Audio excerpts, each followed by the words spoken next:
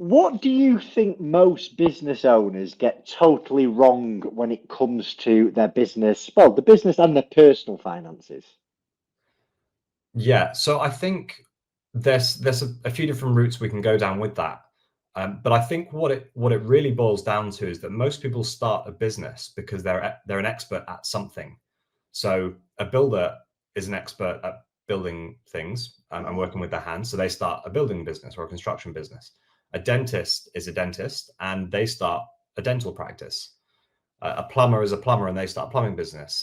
Someone who's a bit, into tech, they're a tech person and they start a tech business. But when you start a business, what nobody tells you before you start it is that you actually have to learn how to run a business. And the thing that drives the business is the numbers. And so you have to get good at understanding what's going on in the business. You have to have a way to understand what is going on. And that means understanding the numbers. And so a lot of business owners, like I said, they're experts at their trade or their craft, and that's what led them to start their business. But when you start a business, inevitably things get stressful at times. And what people tend to do is they tend to focus on what they know and what they do best. So the construction person, the builder, he focuses or she focuses on building. Dentist focuses on, seeing more patients, and the numbers get neglected.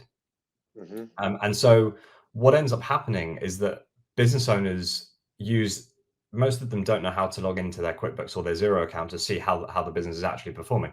They rely on their accountant to tell them how much profit they made for the prior year. So let's say they made 100K, and this is actually an exact quote from one of my clients. We made 100K last year, but there's none of it in the bank account. Where's the money?